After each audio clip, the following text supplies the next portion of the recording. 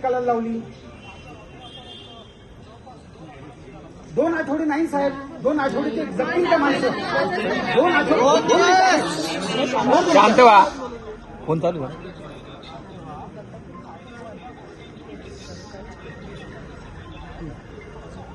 बरं ऐका. नाही ना, बरोबर. बरं, आम्हाला भडकवू बोलायचं नाही, पण मला एक सांगा, जर न्याय व्यवस्थेने जर त्याला 2-4 शिक्षामध्ये जर त्याला बाहेर काढलं जेलच्या आणि तो मस्त मोकाट फिरतोय आणि असे बलात्कार करत फिरतोय, मग न्याय व्यवस्था तेव्हा काय झाली होती? तेव्हा तुम्ही म्हटले का त्यांना कायदा वगैरे हातात घेतला नाही घेतला? हा, बरं. सर तुमच्यावर विश्वास आहे बरं का पूर्ण? सुनेत्रा वहिनींना सांगा की जोपर्यंत त्या आई वडिलांना अमित शहाजी केंद्रीय गृहमंत्री म्हणून 2 मिनिट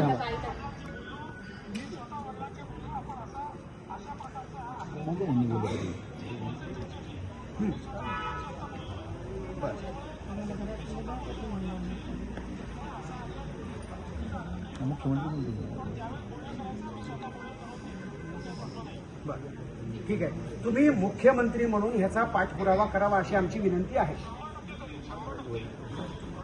फास्टॅगच्या पुढे काही असेल तेही करा साहेब.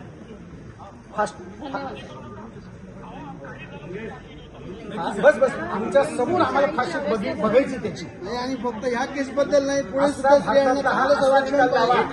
त्याच्यानंतर ह्या माणसाला फाशी दिल्यानंतर अशी घटना घडू द्या की सगळ्यांची फाटली पाहिजे. पुढे अशा घटना घडणार नाही अशीच शिक्षा व्हायला पाहिजे. मागे हो, मागे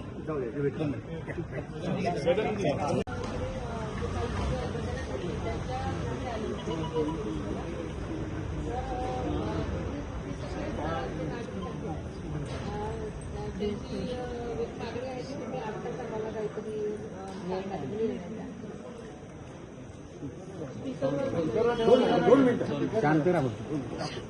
नमस्कार साहेब, नमस्कार.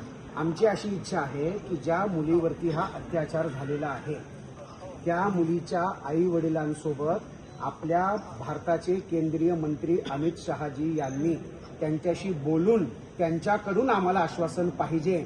तुम्ही तो पाठपुरावा करावा म्हणून महाराष्ट्राचे गृहमंत्री आणि मुख्यमंत्री म्हणून तुमची जबाबदारी आहे. म्हणून आम्ही तुमच्याकडे त्याच दृष्टीने बघत आहोत.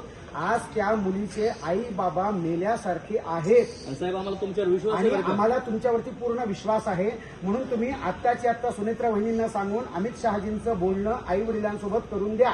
तोपर्यंत आम्ही त्या मुलीचा अंत्यसंस्कार होऊ देणार नाहीत. त्या माणसाला आई वडिलांसमोर आणून त्या आई वडिलांनी ठेचून काढायचंय. बस आम्हाला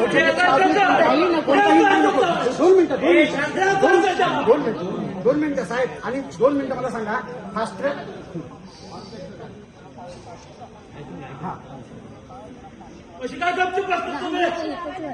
नको आम्हाला. ऐका 2 मिनिटं.